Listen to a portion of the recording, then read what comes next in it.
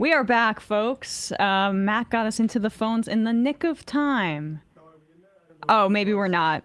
We're not. We're having a bit of an issue with the phone. Oh, wait, no, we're in. We'll see if I'm going to open up the phone lines.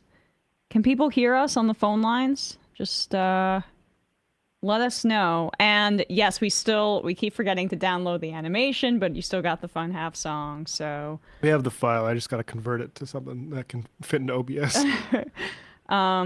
Human Phone Book said, Emma, did you see Porter entered the California governor's race? I did see that. You know, I like Katie Porter's politics. I do. Probably more than, the average Democrat. Maybe I differ from Sam on this. I don't think she's, we have, there is, Hey, Matt Binder. I don't know if she's the best politician, but I do, if she's the only Democrat in the race, she would have a good shot. I just think that she's probably not going to be the only Democrat in the race, and someone with more name recognition like Kamala is going to run. And I would prefer her do that than try to run for president again, which I think would be a disaster. So, but, I generally agree. I mean, she's a okay progressive. I appreciate her calling out billionaire influence in primaries. She's going to have to extend that to AIPAC influence in primaries, and her taking a trip to Israel to talk about how BB is a partner with democracy in the year or two before October 7th. She's going to have to revise that position one way or the other, I think. And Binder, we don't have your mic yet, by the way. There we go. That should fix it. Yep. Yes. Hey, Binder, how you doing? Good. How are you? What's happening on your shows, huh? Oh, we're on right now. I didn't realize. Yes. Check out Leftist Mafia tonight at youtube.com/Matt Binder. All right. Check it out, folks. We'll read some IMs, then we'll do some clips.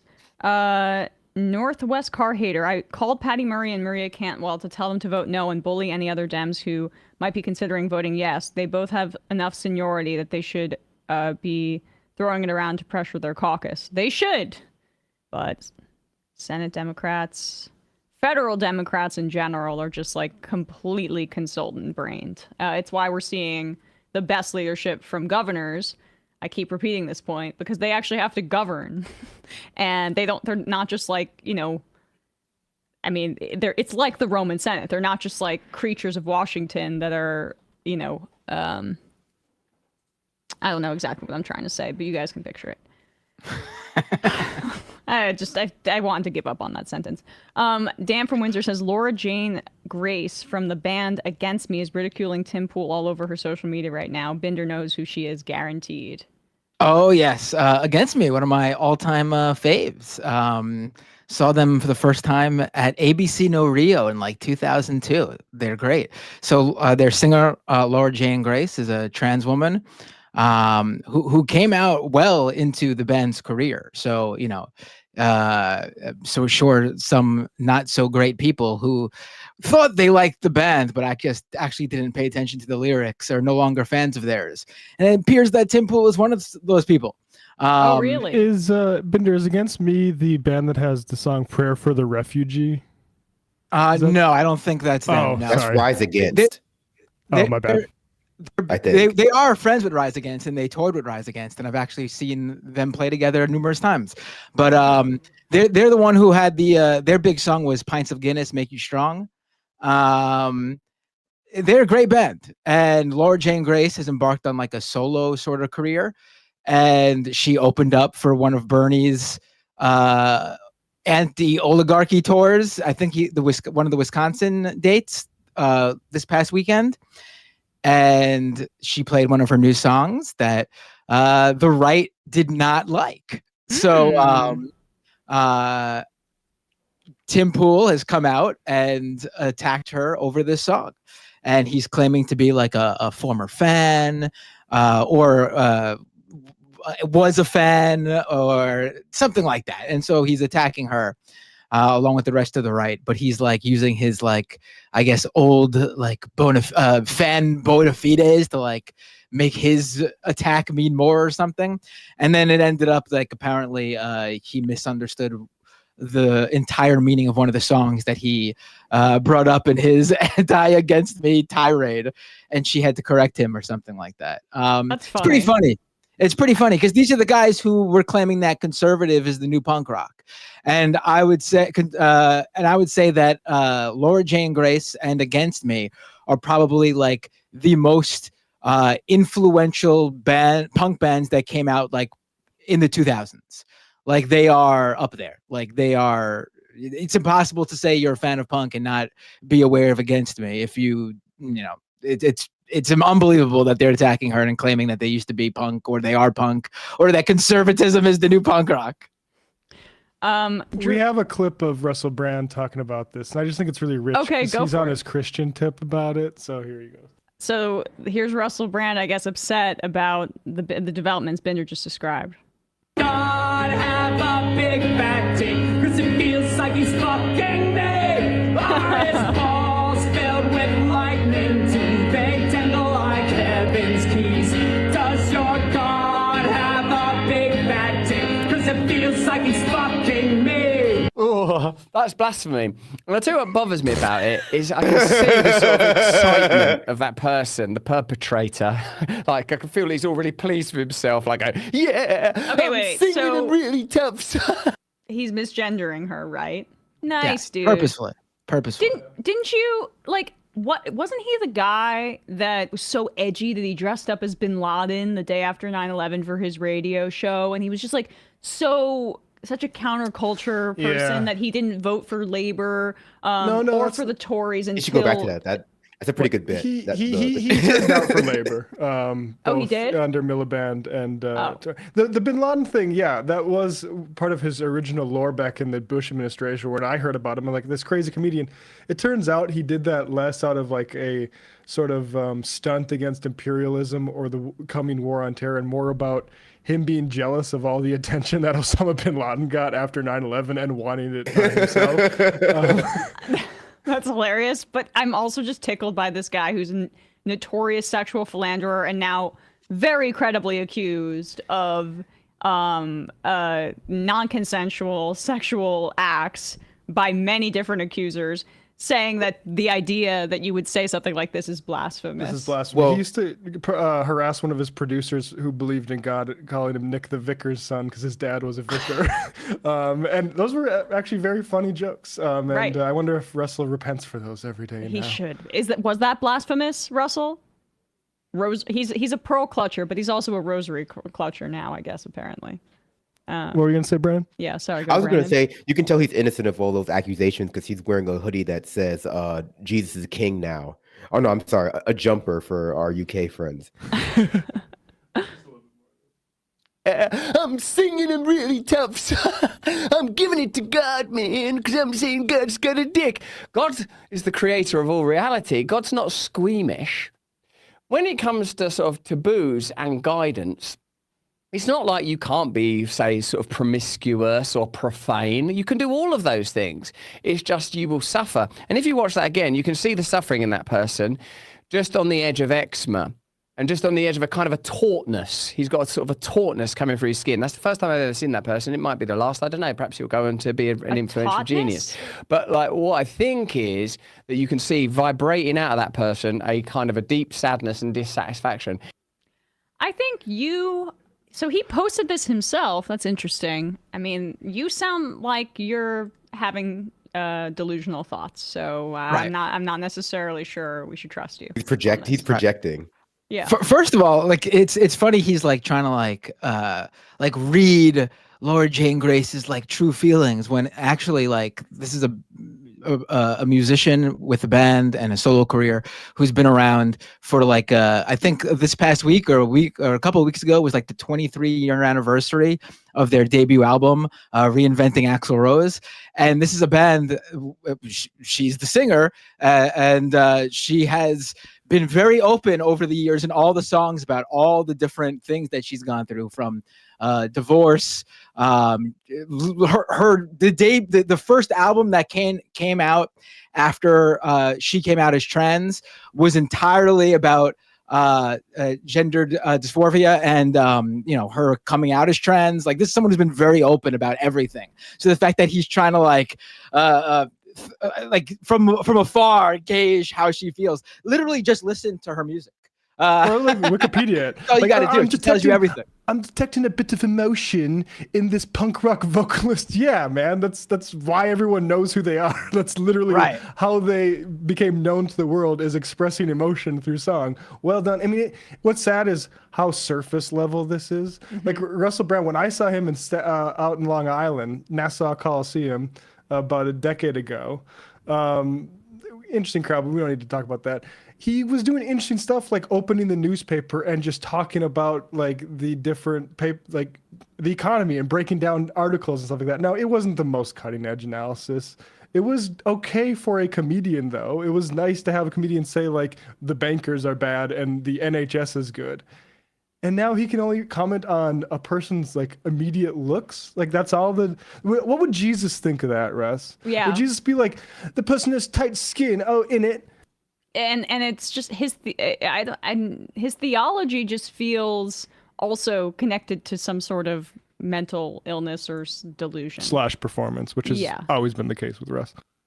Well, I mean, I don't know if he's a true believer. And so I think when you get these people who ultimately have just converted as a way to get out of accusations and to grift on an incredibly impressionable audience, they can't help but perform the kind of like, evangelical preacher type that like they have in their head from their time as being like, a famous atheist who looks down on those people ultimately. So I think he just can't help but like ultimately look and act like somebody who is patronizing his audience because he thinks they're probably stupid. Like, they're stupid enough to fall for this. He's trying the guru thing and like not selling it very well. He found the easiest market with the dumbest hogs, frankly. Russell Brand does not believe in God. I do not think that. If he does believe in God, if you could look into his brain when he thinks of God, it would look exactly like Russell Brand today. Yep. If you could look into his brain, it would be full of parasites from when he got baptized in the Thames. That's what in his brain. It's like Swiss cheese. All right. It's really funny how much these guys like totally misunderstand stuff. That like total media illiteracy. Because one of the things Tim Pool was can't understand art. Yeah. One of the things Tim Pool was going after was how another one against me's big early songs was called "Baby, I'm an Anarchist," which was sort of like tongue in cheek. But he brought that up about how like, oh, and now she's opening up for Bernie Sanders, which Bernie Sanders is not perfect, but out of all the politicians, pretty punk rock. But anyway, Against Me does have a song much later on called Teenage Anarchist, which discusses how their views have changed over the years. Like, this is just a guy who's like completely talking about Tim Pool now, just completely like trying to use this idea that he knows what he's talking about in something that, I guess he was a fan of when he was younger and just doesn't even know what the current position of that they have are. Like, it's the same thing you see with people who are like, oh, rage for the machine now. They don't realize they're the machine. Yeah. Let's take a call really quickly. Calling from a 409 area code. Who's this? Where are you calling from? 409. Hi, this is Greg from Texas. Greg from Texas, what's on your mind? Did I see that the RAND Corporation is coming out with an update from, I think, their 2020 report on income distribution? You may have seen it, and I may be behind on this. So let me know what did it say, or what are you trying to highlight? Well, I don't know. I don't think the report. Did you ever read the 2020 report they did? I can't remember. Oh. Well, it's worth looking into, and I think it's still up on their website if you look to it. But just to kind of make it simple without going into a lot of details, they're talking about how the income has moved from the 90% to the 1%. Mm-hmm. And that if you were making a salary of, like $50,000, had the income distribution been the same since like the time of Reagan, you'd be making about $90,000 this year. and they're going to update it to include, I think, to 2023. And I know that you're big on income inequality.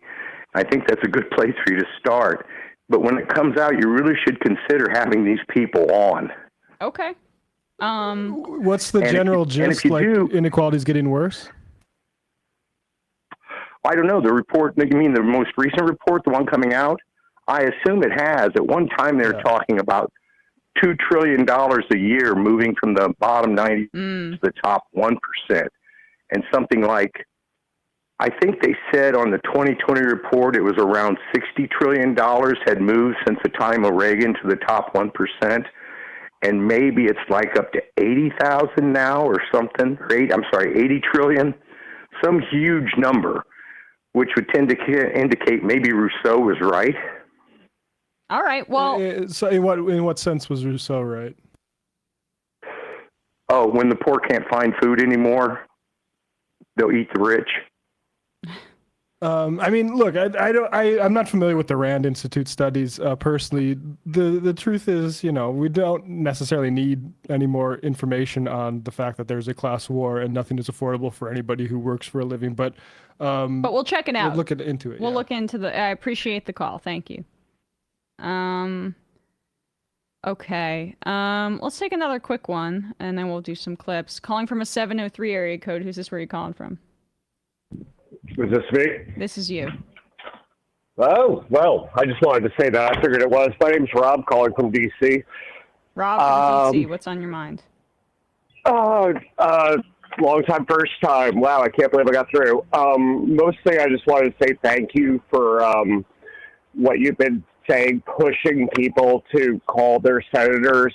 It's extraordinarily frustrating being here, and, your listeners know we don't got no one to call, so please, on our behalf, do call. They are about to use us as a pawn again in the CR like they always do and take $1 billion of local funds away from us. And frankly, I mean, this city's looking pretty scary right now, and it's only going to get scarier if you remove that much of our budget. So you're saying you're talking about the allocation of funds for Washington, D.C. Correct. Yeah, there is. Yeah, I mean, they do this, I'm sure, again, you and your listeners know, with every single budget move. Yep. Republicans use us as a pawn, and we haven't been able to use our own local funds for our abortion fund for, I think, maybe about 10 years now, give or take. And yeah, this is just the latest iteration. And with so many people already losing jobs here, I mean, oh my gosh, I'm a post. Yeah. Yeah. No, I mean I'm a postal carrier. You're a postal carrier. No, you go ahead. Yeah, so I don't know what's going to happen to me, but I mean, my partner and I have a number of friends that, are all fine for now, but it's just so uncertain here. And, Donald Trump calling this place a shithole as much as he does, it's going to become very, very bad here. So if they do this, so please, listeners, call your senators on our behalf, because we can't. All right. Well, because you don't have the representation, which is an outrage, but yeah. Yeah. Appreciate the call. No, thank you for all you do. Yep, and thank you. All right, take care. Thanks so much. I want to do this Zohran thing if you have it, Matt. I sent in Slack. So I was having a conversation with somebody who's like someone who works in this media business or in political media, who was saying that Andrew Cuomo is a shoo-in to win because people remember him fighting Trump in COVID, and people want somebody who's going to fight Trump. Now, I don't agree with that statement. I'm not trying to jinx anybody. God knows I did with... Is that a Mandela effect about what he did during COVID? That was Disney adult liberals thinking Cuomo was doing a good job. Right. Well, during this that is... period. I don't agree with that sentiment, right? I mean, and he killed people. Yeah. And so... Sorry? No, I was just going to say, although it is a good sort of microcosm for how, Democrats use Donald Trump as a way to rehabilitate their tarnished image. Yes, I just, my point really about that is that I don't necessarily think that people have that in their memory. If Cuomo does win, it will be because of name recognition and because of the legacy of his father, which was why he kept winning in New York in the first place. Yeah, the machine. And of machine politics, right. But I think the only way that Cuomo wins is if this is a lower turnout election. And given the rage that I'm seeing in this city and in the country more broadly, I don't think it's going to be a low turnout election. Cuomo could still win. But if you want somebody that's actually going to fight Donald Trump, I give you Zohran Mamdani, who yesterday confronted Tom Homan, the ICE Gestapo dude, to his face. Democrats, you want someone that fights Donald Trump? Well, watch this. How many more New Yorkers? How many more New Yorkers will you detain? How many more New Yorkers without charge? Do you believe in the First Amendment? Do you believe in the First Amendment, Tom Homan? When we asked Tom Homan, all he had to answer for that cruelty was a smirk. Because there is no answer for taking a man from his pregnant wife, who is due to deliver their newborn child in a month, from their Columbia University apartment, a day after that same man, Mahmoud Khalil, wrote to Columbia University and said he feared for his life.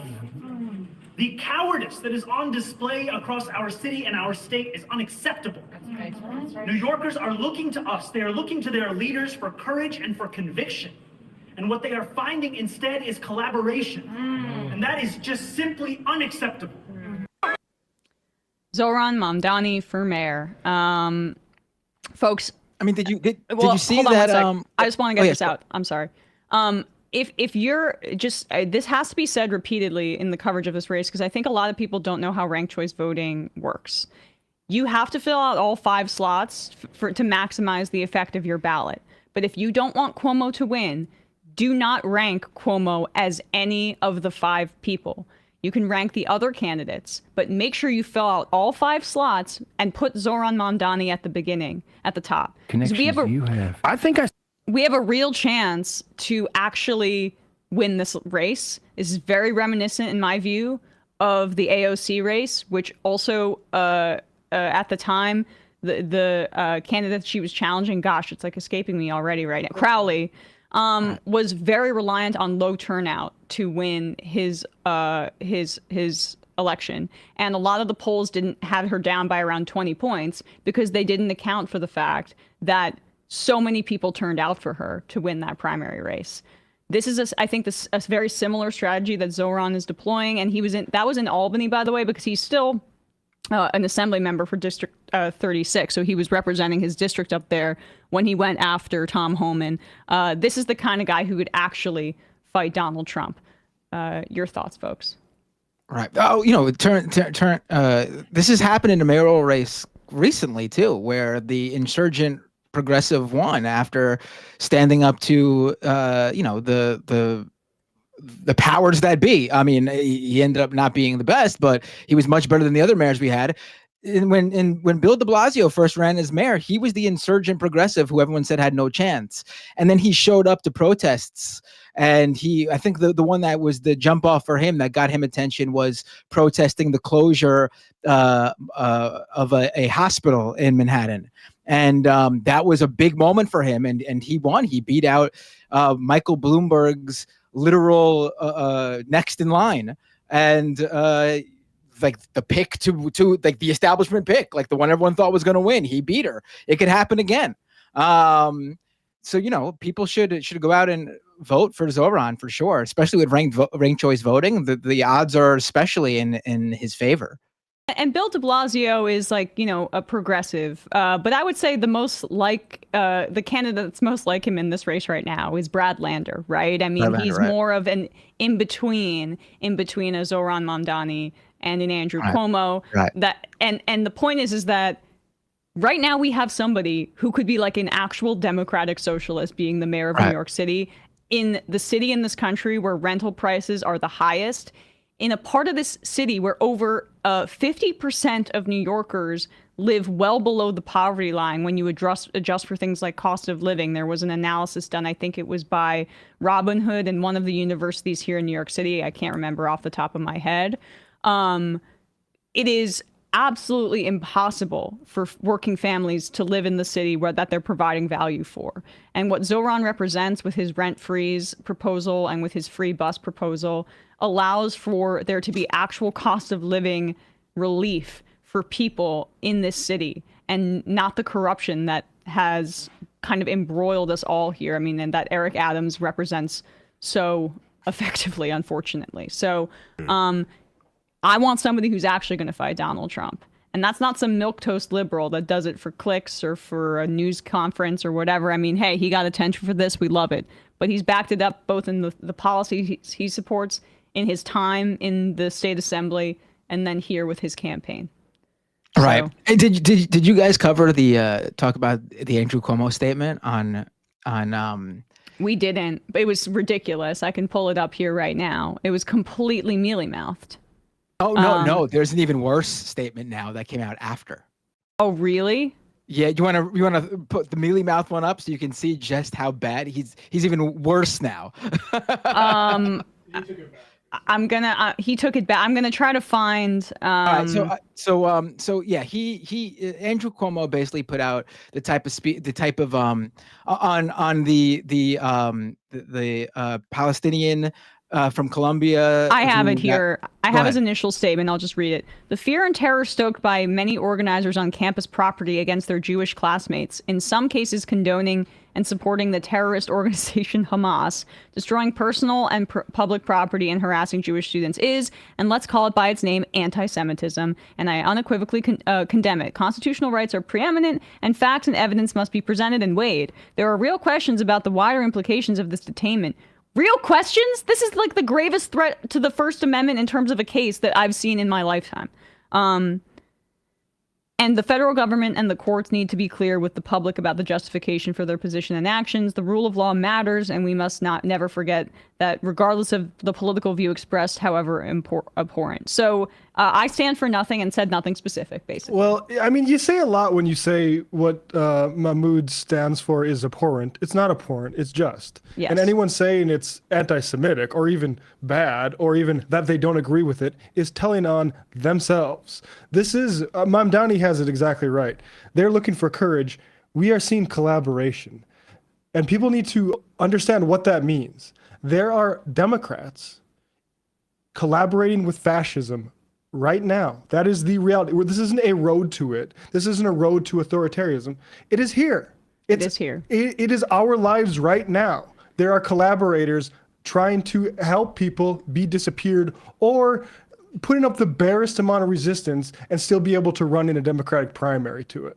They are caving to McCarthyism. That's what we're seeing right now. This is Zionism is the new McCarthyism. Attacks on disingenuous suppression of speech, of left-wing thought, and using national security, or in this case, trumped-up charges of anti-Semitism as justification for it. So, yeah, Andrew Cuomo was criticized for that, like you said, like mealy-mouthed, like bullshit that he spewed, that he put out in a statement. And then apparently his response is to actually double down and get even worse on it. There's no more mealy-mouthed. It's now, this was his latest response that came after that on Twitter.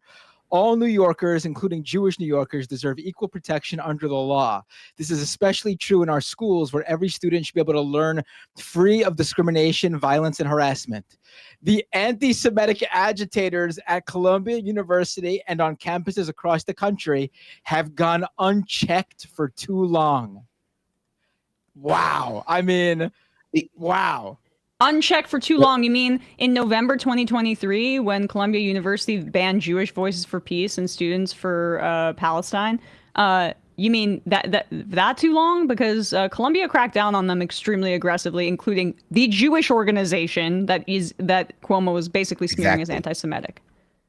Exactly. It goes without saying that the biggest danger to Jewish voices on that campus were the police who were brought in by Democratic mayors, Republican mayors alike, to essentially engage in violent repression of their right to protest. And again, I hate to take a zoomed out image of this, but this is something that's going to spread. Right now, it's anti-Semitic terrorism, and in 10 years, as the climate gets worse, it'll be eco-terrorism, and like the nebulous definition of terror will be used as it has been used for the past, at least my entire lifetime, to strip away the civil and human rights of people who are engaging in any sort of resistance from Western liberal or illiberal ideas. But in this case, the expansion of the American imperialist project as manifested in Israel specifically now. But again, who knows what that will look like in 10 or 15 years. I want to play this then to that point. We just saw how Zohran here in New York reacted to this, but the Trump administration cracking down on free speech and using Mahmoud Khalil as basically the test case for how they're going to go after a variety of different protest movements is, I think, the right way to look at it. It's also just, I would say, been enabled by the Democratic Party and the kind of oh yes, yeah. I know you're not contradicting that, but here's Tommy Tuberville on with Fox Business, and Tommy Tuberville down in Alabama is just very concerned about anti-Semitism. But he's asked by the host of The Bottom Line on Fox Business about the detention of Mahmoud Khalil. And this is how he reacts. This is going to be, I think, this is the Republican line. This is how protesters should be treated. As America's once great elite universities plummet to new lows, Senate Democrats are more concerned with securing the release of an alleged terrorist sympathizer than rebuilding our academic standards.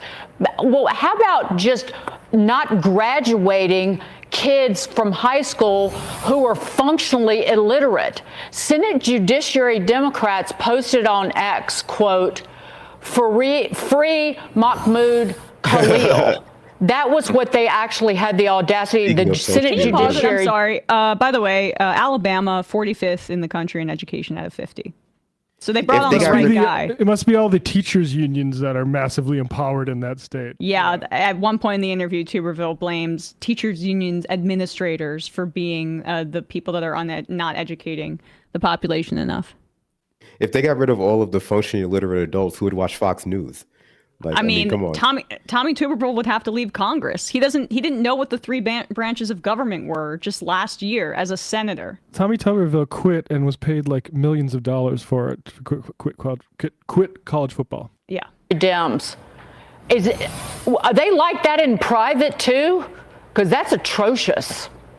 Yeah, it's a shame. The Democrats basically, they don't like our country anymore. They just want to, tear it down. They're going to take this guy's side. Every Democrat that we work with up here, they're going to take this guy's side, and they're going to try to. Sorry. This our country stuff. He's protesting Israel. That's not my country. I have nothing to say for Israel, actually. I would rather our government did less for them, frankly. And I think it's actually American to say so. And conflating America and Israel as the same thing, that's weird to me. Well, they're both colonial. They're both colonial projects. They're ideological sisters. Drive this narrative that he's doing the right thing. He's the people we should be backing. The heck with education. We have two levels of education. We have K through 12 and we have higher ed. We've got to treat both of them different. But when it comes to protesters, we got to make sure we treat all of them the same. Mm-hmm. Send them to jail. Free speech is great, but free speech is not what we need in these universities, and they don't need to be doing things that they're preaching from Hamas about anti-Semitism. Oh, about antis. He's not beating the allegations on that one. Can we go back and play about anti-sediment, rock sediment? Senator, let's move on to number 3. Just go back 5 seconds. And Trump's tariffs. Come on, player. don't need to be doing things that they're preaching from Hamas about anti-Semitism. Man, you know, as a senator from Alabama, I can tell you a thing or two about hate, right? I know anti-sentiment when I see it down here in Alabama. I hate anti-Semitism almost as much as I hate them Duke boys.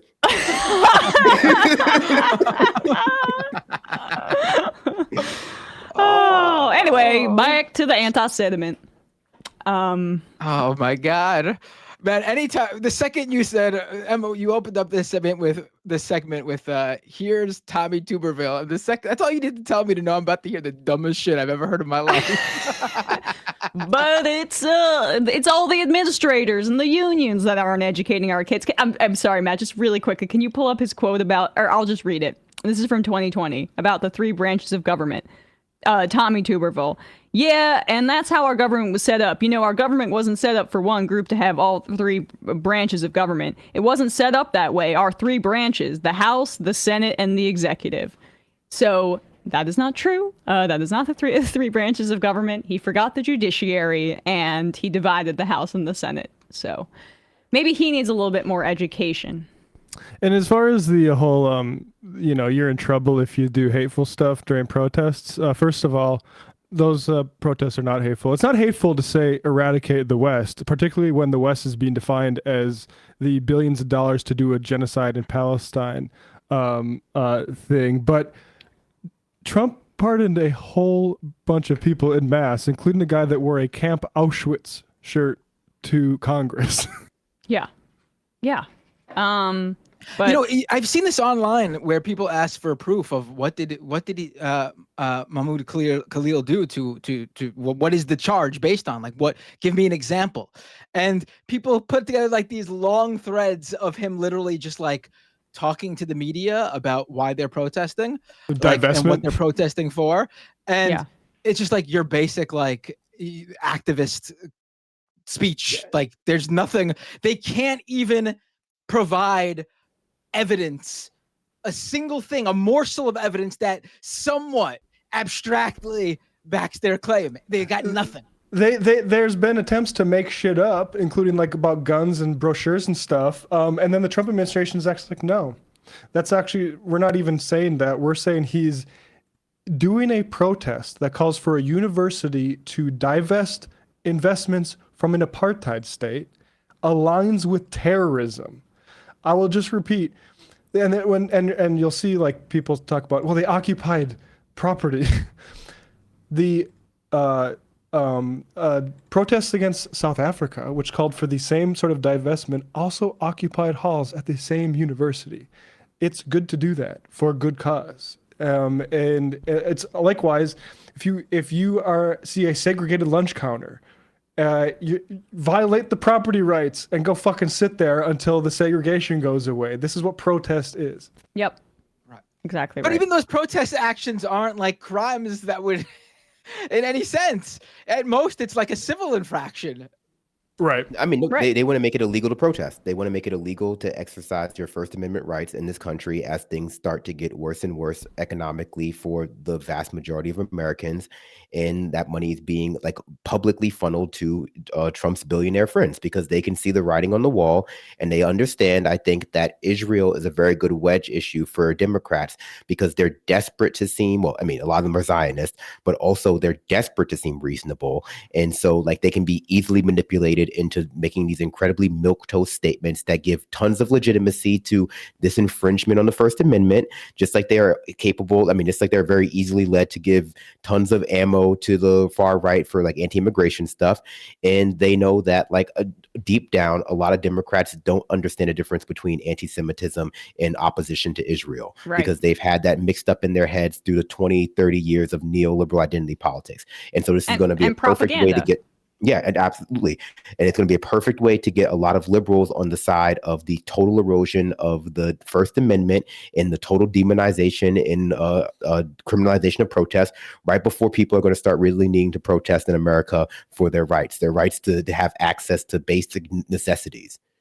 And Jewish American activists are trying to do their best to obscure like that well, not obscure it, but shine a light on how that's a falsehood. This is breaking news, but today, I think this is Jewish Voice for Peace and other groups have basically staged a demonstration at Trump Tower.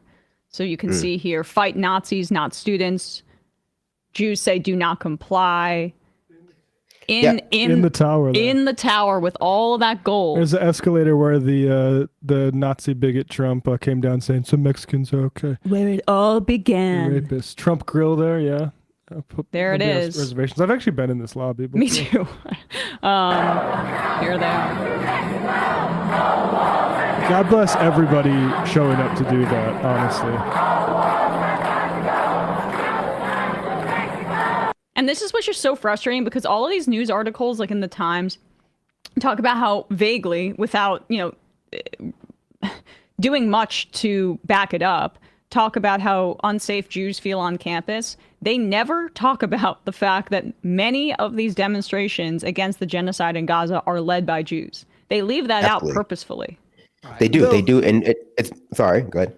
I was just going to say they lie saying that Jews are barred from campus. And what they're actually talking about is certain instigators who are draped in Israeli flag and are going to known to go in the encampments to cause trouble and then film it so they can have propaganda, aren't allowed in there to get that propaganda object. And that's what's called barring Jews from a protest, which, like you said, disproportionately features Jewish opponents of Israeli policy.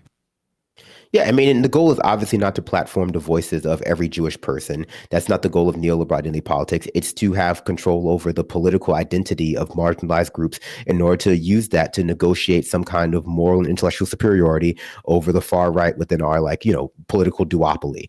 And so if they lose the ability, and by they, I mean groups like the ADL, groups like APAC, if they lose the ability to effectively weaponize and homogenize Jewish identity, then, they just can't, they lose their political power.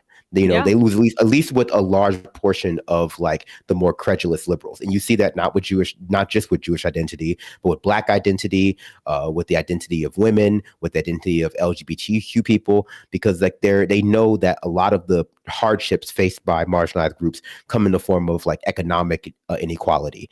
And so at the very least, they have to disallow for those voices who are going to speak to and entangle, things like the struggles of Black women in the economic situation that they're facing, and present a more pro-imperial usually, but also just generally pro status quo message. Yep, it's exactly right. And the right is effective at dividing along those lines and using it to distract from immiserating all of this, which the Trump administration is attempting to do on multiple fronts here. This is obviously not as big as trying to deport a green card holder for their views, but did you guys see this story about the mayor of Miami Beach? Yeah, I headlined it earlier. Yeah. Oh, okay. Yeah. Sorry, wasn't watching. Whatever. For folks that are just seeing this, yes. So basically, the mayor of Miami Beach has threatened to basically revoke the lease for a local theater in Miami that showed No Other Land, which is a Palestinian Israeli documentary. It's about Basil Adra's experience of being ethnically cleansed in the West Bank, as well as his family and friends. And there is an Israeli activist who has been a part of making the film, and they're calling it anti-Semitic. So, you guys didn't get to this clip yesterday, but I sent it over chat. And then we'll take a few calls, I think. So Trump's tariff war is starting to piss off the traditional conservatives that just want stock market go up. And the stock market has been in free fall. I mean, the economy is not in a good place, but Trump keeps saying it's just a temporary pain. We got no pain, no gain. Okay, this isn't us. This isn't Brandon at the gym. This is because everyone else is feeling the pain and you're gaining. Who's gaining here? Tariffs function as a regressive tax. Or a compounding sales tax, which is already regressive, because the price of goods is going to increase so dramatically because of the tariffs that Trump is collecting. It's basically a tax break for the wealthy because a higher percentage of lower income and middle income people's disposable income is going to have to go towards the essentials of life, of food or getting a car or whatever. And that's where that price increase is going to come. So it disproportionately hurts people as you go towards lesser income the further down you go.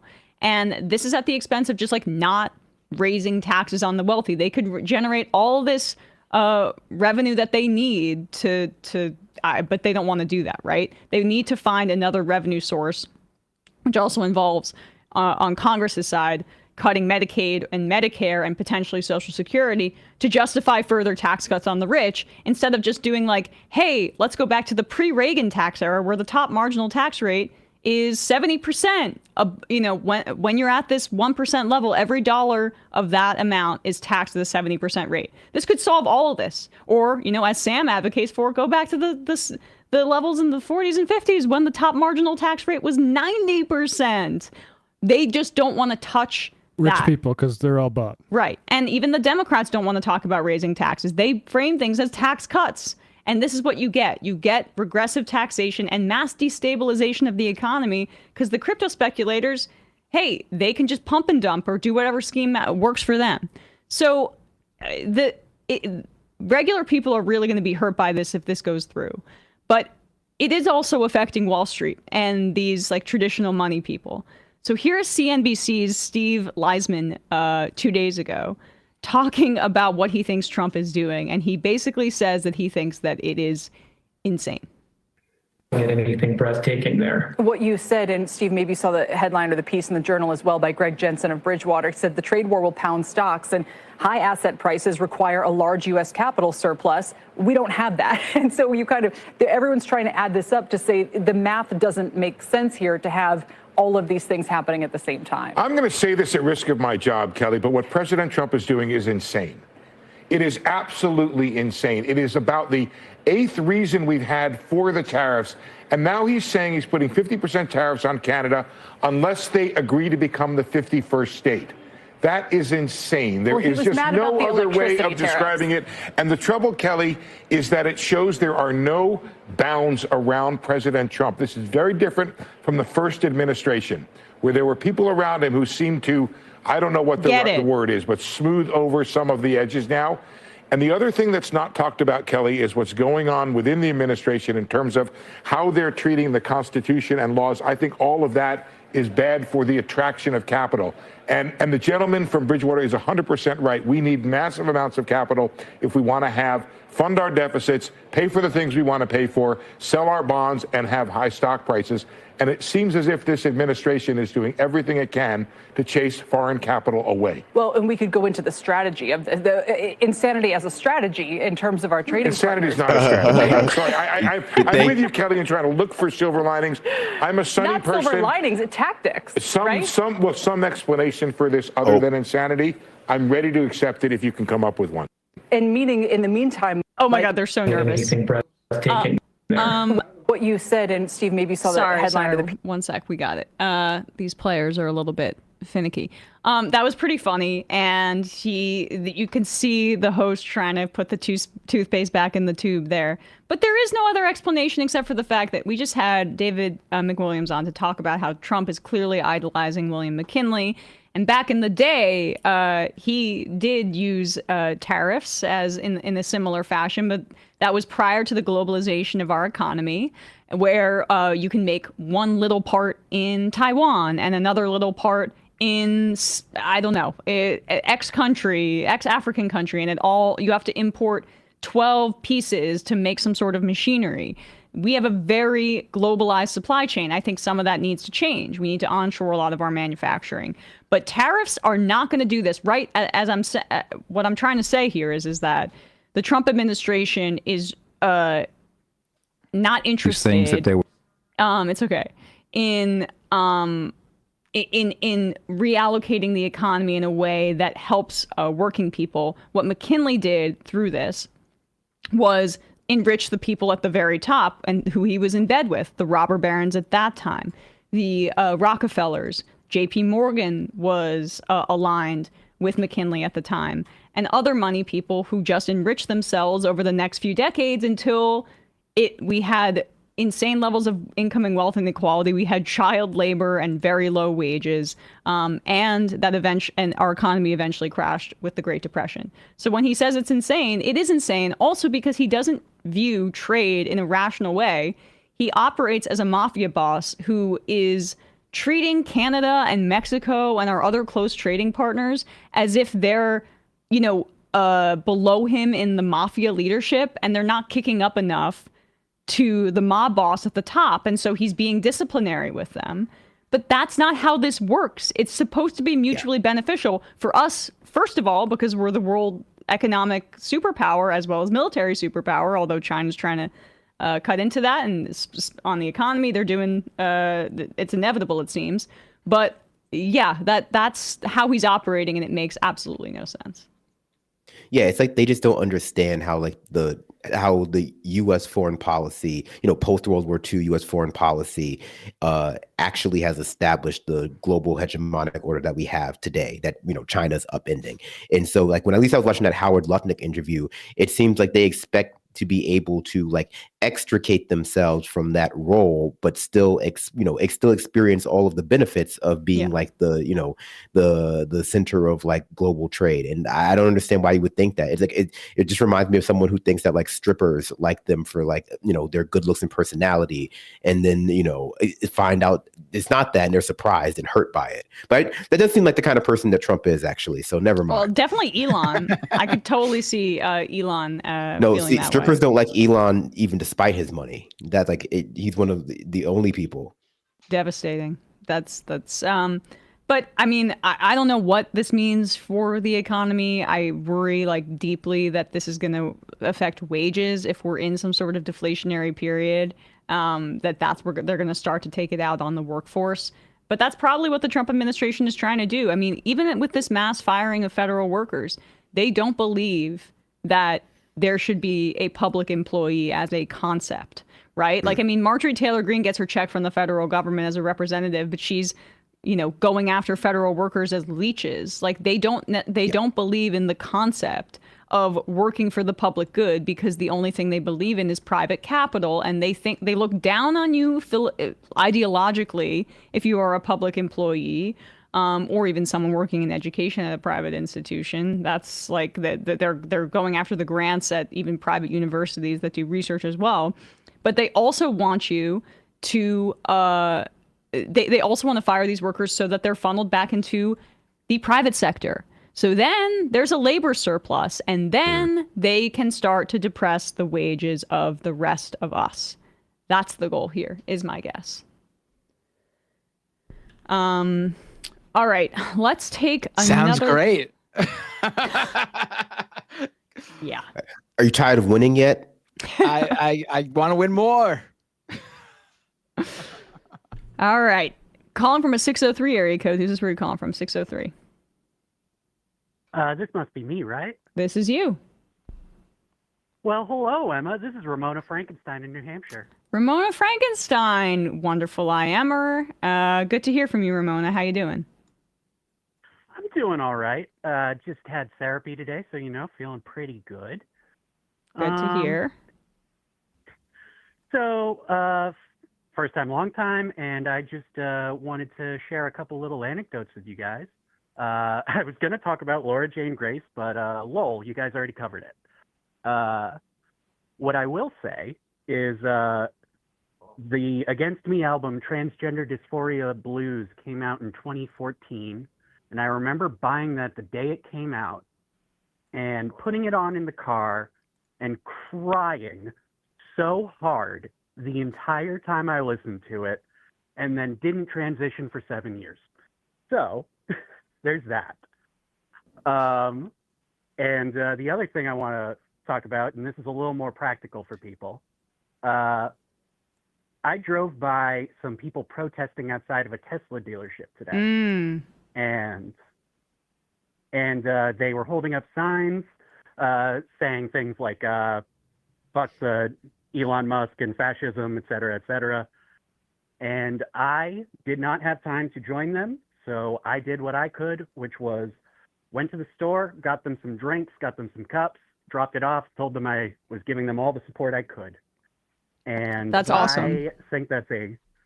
I think that's a good way to do it. If you are unable to actually help in the protest, you can help in a way that isn't providing your body. So just want to give that as a note to the people. Appreciate Ramona. Thanks so much. Yep. Thanks for having me on. I just want to apologize for constantly making Sam say bussy. Sorry, bussy. Bussy. But I also will not stop doing that. So I understand, and no apology necessary. All right. Love you guys. Goodbye. Appreciate you, Ramona. Thank you. Getting some encouraging information. I was going to say, it's so great that Elon Musk gave everyone such convenient protest locations all over the country. I mean, it's not just one place there you got to go to. There's many locations where you can protest Elon Musk, and he was so gracious to provide them. Yeah, exactly right. He's uniting the world behind a common enemy, just like the end of the Watchmen. It's perfect. He's like a giant squid alien. It is pretty amazing though. Like I belong to like a few like random, like just to like get a gauge on what different people are thinking. I am part of like a few like you know, your generic normie lib, like resistance lib, like Facebook groups, and they fucking hate Elon Musk even more so than Trump at this point. I think I hate him more than Trump too. Yeah, and like these are the people who were like, Trump's a Putin stooge, like they were hardcore, like the most big Trump haters ever. And Musk for them surpassed Trump in how much they hate somebody. Like it is amazing. To be fair, if you go off Twitter, it's hard to find people who like him at all anymore. I mean, that seems to be like the dominant theme with why Tesla stock is going down. Right. Well, I mean, you do see someone driving a Cybertruck every now and then, and like to me, like, all right, if you're driving one of those other Teslas, it could be up to a question of when you bought it. Cybertruck, it came out when Musk was already the guy we all know to be today. So like, if you own a Cybertruck, you're 100% a Musk supporter. It's not Yeah. If you own a Cybertruck, you're either like a YouTuber or like a crypto grifter. Like there's very few people, like there's very few Cybertrucks just out there, like in the wild for people who don't like fit one or two of those, like, and fit one or two of those buckets. Right. You do see a few in New York. I think it's a flex. Like, look what I was able to buy, this very expensive yet fucking ugly as hell truck. We are getting some encouraging news from one of our IMers. Sexually confused by older Jewish women is the name of the IMer. Kelly is a no, the IM writes in, and now it also looks like Gallego is a no. So both the Arizona senators are not giving the Republicans the votes that they need right now on the CR. We'll keep you updated on that front, and I'm hoping that that's not just some temporary active resistance before they eventually voted through. But hey, look, I listened to CNN this morning just to see how cable news is reacting to this, because they're repeatedly emphasizing that the party that doesn't agree to a budget deal that's in opposition gets blamed for the government shutdown if it happens. And usually the people shutting down the government are the Republicans. The Democrats never have the stomach to do it because they are sane and want our flights to be safe, and they want federal workers to get their salaries and things like that. They're pro-government. But this is a different situation because we're already in a rolling partial government shutdown because Elon Musk is illegally doing that and cutting and slashing our government. So I don't think that the traditional polling hit for Democrats would hit them. I mean, people all know who is causing chaos right now, and it's definitely not the Democrats. They got a trifecta. Yeah, right. Figure it out, idiots. Put it on them. Hopefully they are figuring it out. These keep calling. DSA Josh, I'm seeing on Twitter today that 14 Congress members have signed a letter calling for the release of Mahmoud Khalil, but AOC was not among them. Is that true? Yes, it's true for that letter, and we saw it, and we were like, oh boy. her chief of staff came out and said something like, you know, some of these things fall through the cracks. She does support it. And then she signed on to a local New York City letter calling for his release. So she didn't sign the federal one, but it's a bit of a non-story in my view. She posted the letter on Instagram. I mean, I would just say, like, don't respond so much on Twitter stuff. Look, post the letter later, but people have a right to be wondering aloud where her signature was on that. And, you know, she was waiting on a detail per her chief of staff. That's fine. It's not a good impulse by Mike Casca, I don't think, to come on and say, all y'all are crazy. People aren't crazy. People recognize a risk aversion, and I'm glad that she got to where she should be on it, and, you know, we can move forward on it. But I think maybe be above it if you're gonna. I didn't like his react. He didn't need to react then if that other letter was coming, right? If you can't be on the ball in terms of getting your name on the signature, don't be on the ball with what the Twitter scuttlebutt is. Right. Mood Monkey.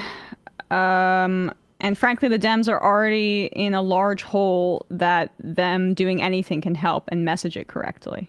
Agreed. Tom Cotton's Beard, I definitely hate Musk and Vance more than Trump. John from T-Bird called both Ohio Republican senators and Chuck Schumer. Takes less than 10 minutes. You can do it. Not Your State Rep says, okay, I called Ben Ray. Luan left a message. Amazing. Snake Balloon called Andy Kim and asked him to vote no on cloture and on the budget bill, so that should all be taken care of. You guys rock. This is awesome. Snarkanorski, trivia regarding The Wizard of Oz. Author L. Frank Baum wrote it of his experiences in Aberdeen, South Dakota during the Progressive era. No idea. Dick Cheney is brass as Jennings Bryant was displayed as the cowardly lion in Wizard of Oz. Yep.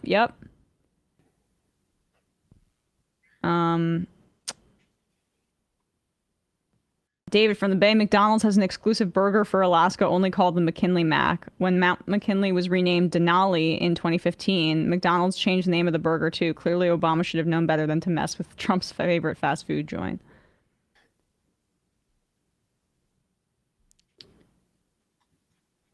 DSA Aaron in Atlanta, is a Laverne Cox ever coming on? Would love that. Well, Never. No, I'm joking.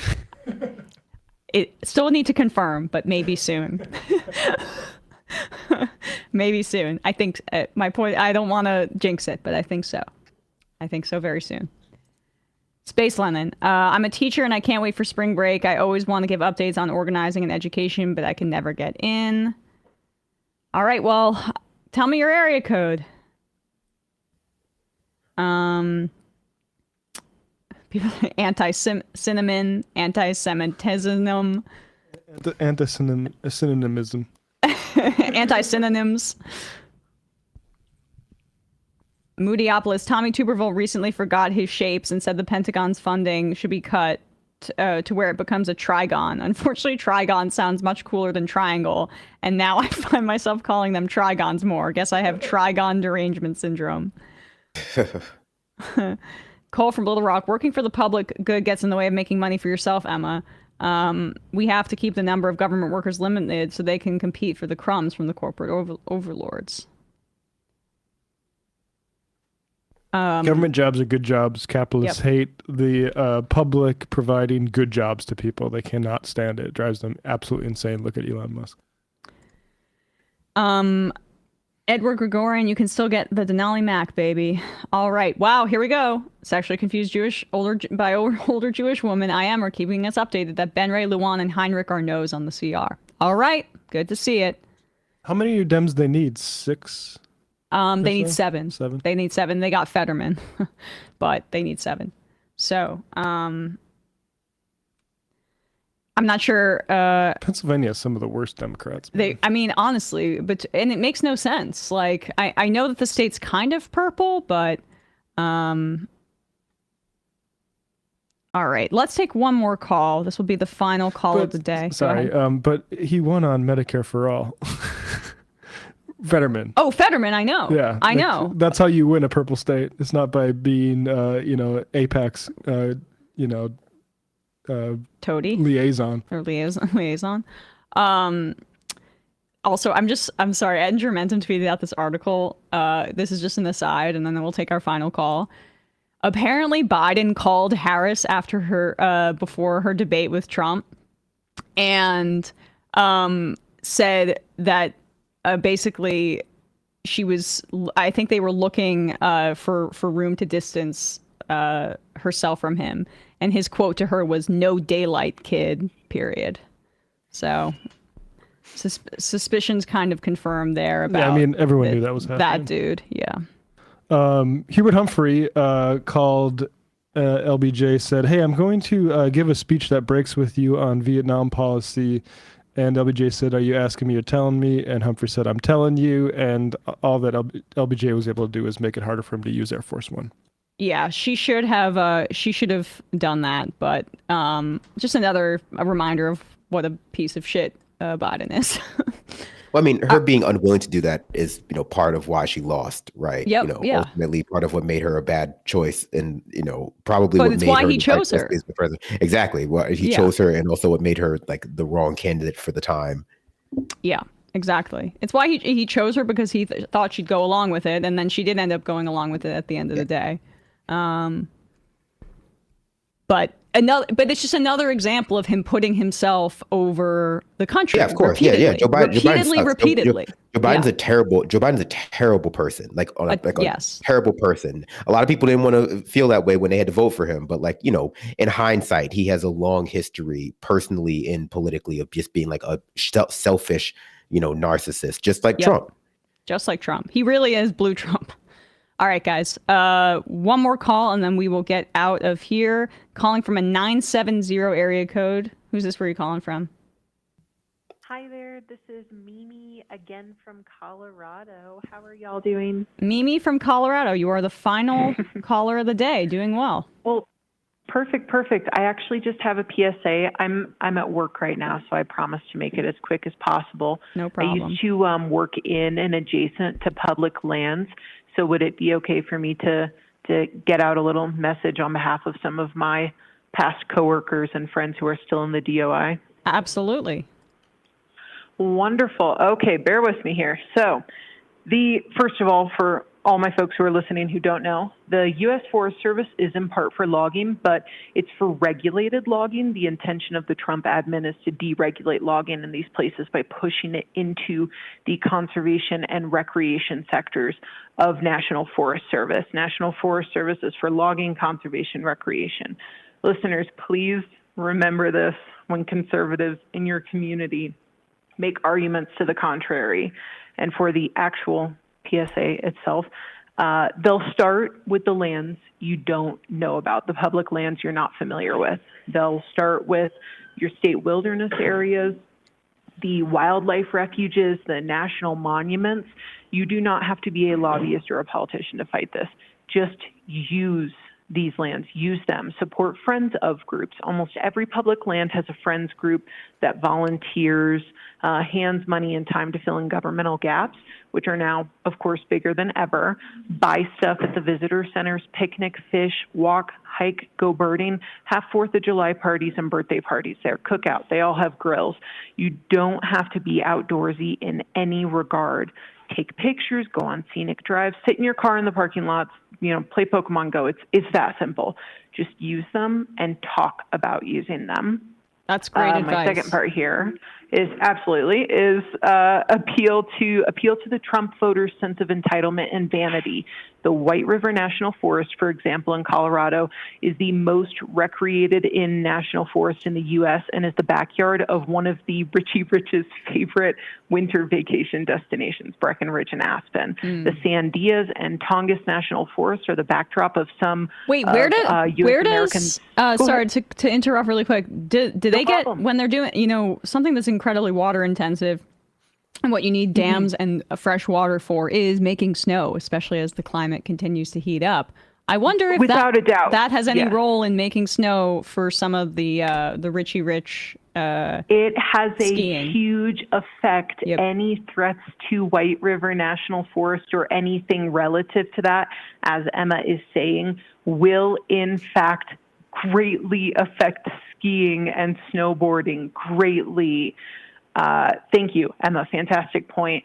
Tongass National Forest, Sandias, those are the backdrops of a lot of people's favorite TV shows, both fictional and reality. The Sandias are the backdrop of Breaking Bad.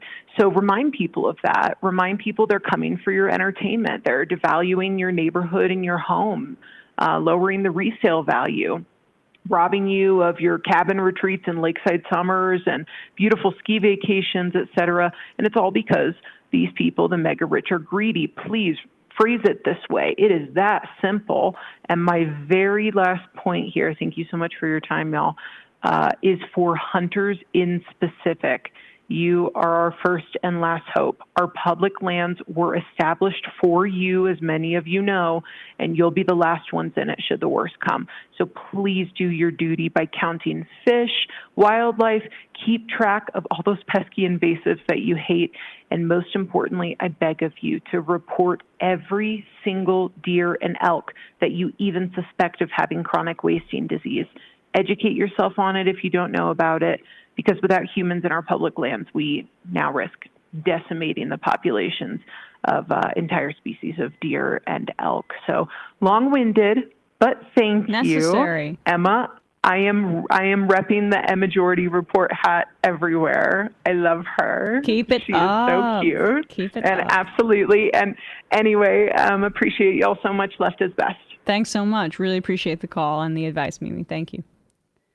Yeah, good opportunity, folks, to propagandize any hunters or outdoors people in your social circle.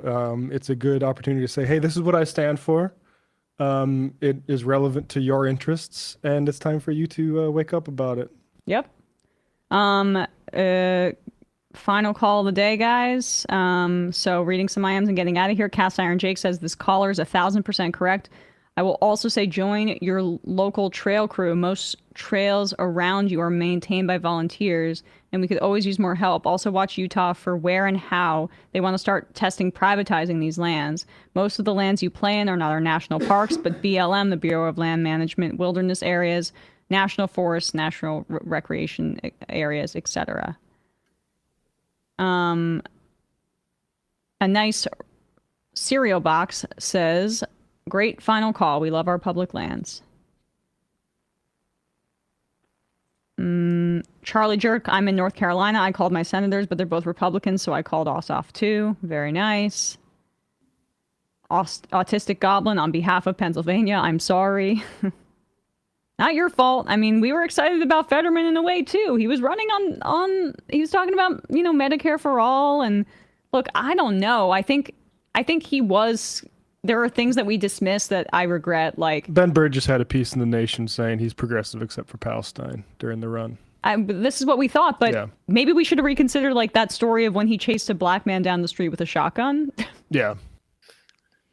I mean, he's also criticizing even just Democrats on things that aren't related to Palestine too. He's come out and supported Trump on a number of things. He's one of the Democratic Congress members who's voted in line with Trump more than anyone. Lincoln that's Riley, not just Palestine, Yep. Theo is not alive, says Emma. I have to say, as a Canadian, I'm incredibly disappointed in the comment you made yesterday, and I'm honestly not sure I can continue watching. Poutine is a fantastic food, and the gravy and cheese curd combo is excellent on fries. First of all, I don't eat cheese, so this is part of I don't like a lot of cheese, most cheese. It's overrated. I think given our situation with Canada right now, we can admit that poutine is a little overrated. It looks like dog food, and okay, gravy Trump. and cheese curd combo. What'd you say? I said, okay, Trump. You know what? Annex them. 51st state. 51st state. Until we can figure out what is going on with the food up there.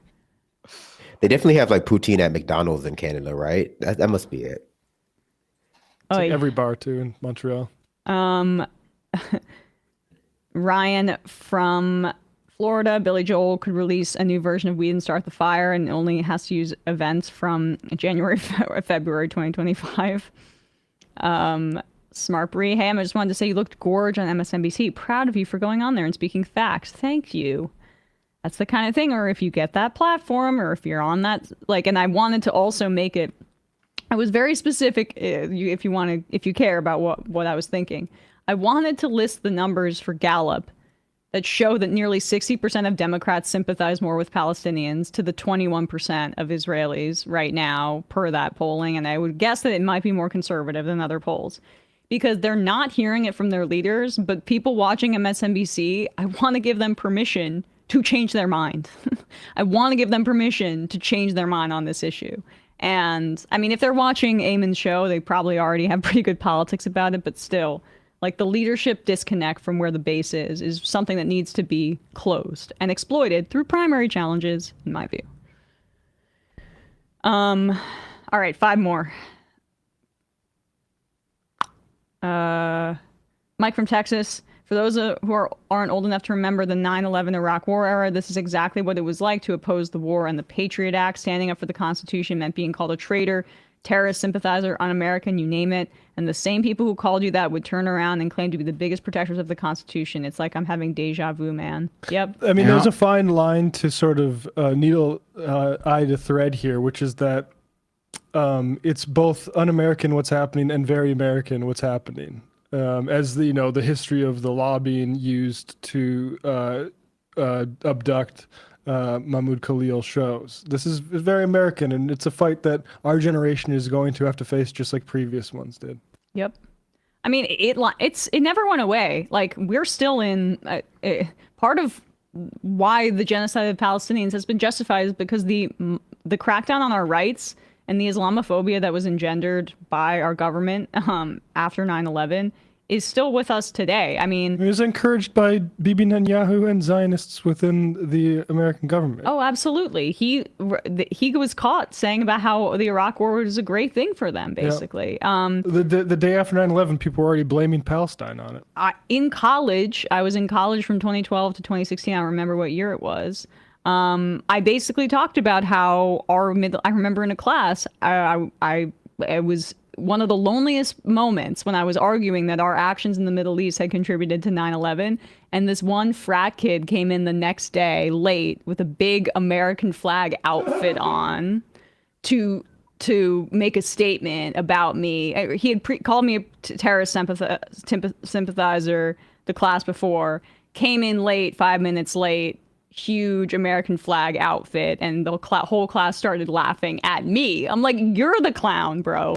But anyway, that's a whole nother story. My point is just like, I don't think any of this went away. I'm still working my way through Homeland, the book about the war on terror in American life by Richard Beck. And it's basically about, we wouldn't have Trump without the war on terror and the erosion of our civil liberties and the expansion of the national security state and the militarization of our police that came from that. I mean, it was and the explosion of the national security industry in connection with Silicon Valley. That's where we're at right now. Another book, Spencer Ackerman's Reign of Terror, How the 9/11 Era Destabilized America and Produced Trump. Yeah. All right, 3 more.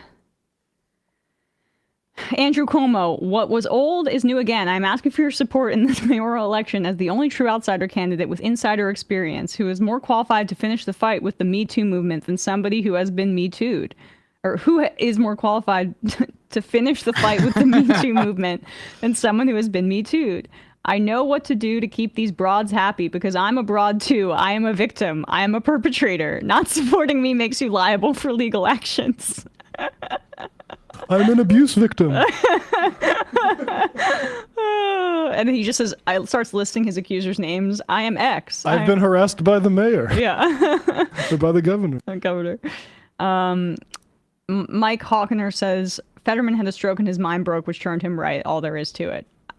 I think there's something to that. Yeah. I mean, I think you don't need that though. Like, people lie about what their principles are, and he already had flags about. I mean, being pro-Israel is a huge red flag, and this is why it's difficult to line up behind Katie Porter. You need to be clear about the maybe defining issue of our time. Yep. And the final I am of the day.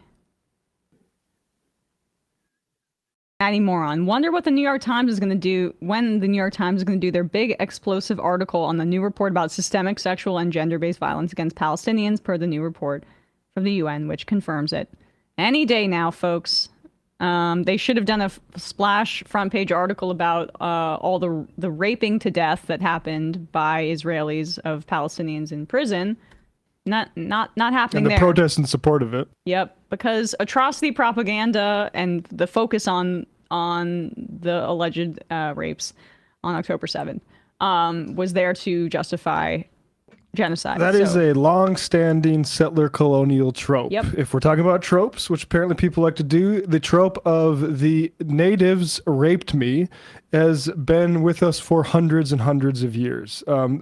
Particularly, the natives raped me, let's go do a genocide. Or let's lynch a black man who, that's the victimization of white women or women that code as white is often used for state violence against minority groups. So, all right, guys, with that said, we're wrapping up. We will see you tomorrow.